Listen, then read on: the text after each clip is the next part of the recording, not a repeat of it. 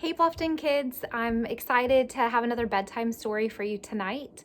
So I have to tell you about this blanket. I got this blanket for Harrison for Christmas this past year.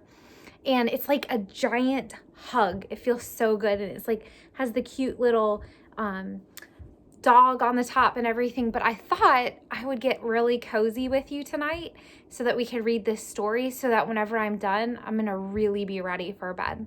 So let's dive into this book. It's called A Sick Day for Amos McGee. It's such a cute little story. I can't wait to share it with you. Miss McGee was an early riser. Every morning when the alarm clock clanged, he swung his legs out of bed and swapped his pajamas for a fresh pressed uniform. He would wind his watch and set a pot of water to boil, saying to his sugar bowl, "A spoonful for my oatmeal, please, and 2 for my teacup."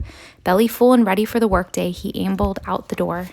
Every day, Amos watched for the number 5 bus. "Next stop, City Zoo," the bus driver would call. 6 a.m., right on time, he'd reply.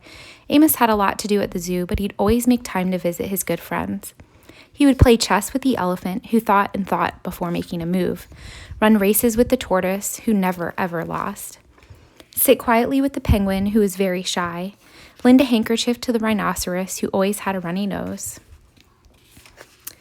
and at sunset read stories to the owl, who was afraid of the dark. One day, Amos woke with the sniffles and sneezes and chills. He swung his achy legs out of bed, curled them back again, and said, "Ugh, I don't think I'm going to work today."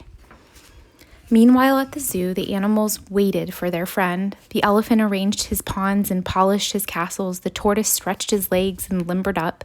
The penguin sat patiently all by himself.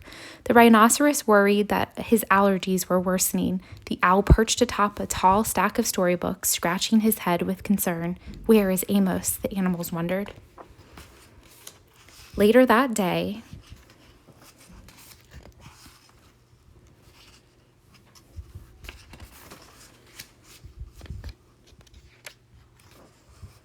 "Hooray, my good friends are here." The elephant prepared a game of chess. Amos thought and thought before making a move. "I'm too tired to run a race today," said Amos to the tortoise. "Let's play hide and seek instead." The tortoise hid inside his shell. Amos hid beneath the covers.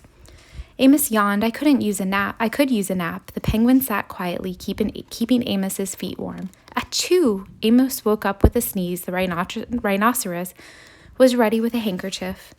"I'm beginning to feel much better, thank you," said Amos to his friends. He swung his legs out of bed. "Perhaps we shall share a pot of tea."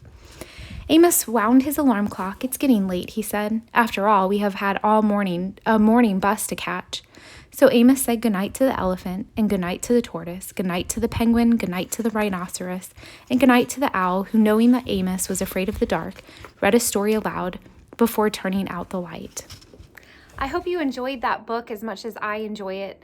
You know, it's kind of weird right now. It feels like almost every day is a sick day.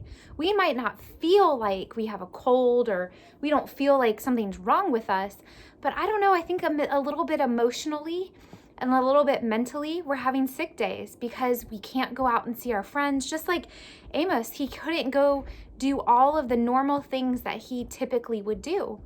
And since he couldn't do that, instead, his friend showed up for him, and they came exactly where he was. So even though we can't physically be with each other, I hope that you feel each other's presence. You know, oftentimes when we do highs and lows during children's church, the thing that I always remind you is not only is it really fun to share things with each other, but doing highs and lows is an opportunity for us to stay connected with each other. Because when we share what's in our heart, then it gives us the opportunity to pray for one another and to still be connected in God's family. I want to encourage us to stay connected virtually, just like we're doing right now. You can comment on these videos if you want so that your friends can see what you're saying and things like that. But I most of all, just want you to know that I miss you so much. I love you so much. God loves you, and God is in control, and He is going to take care of us through all of this.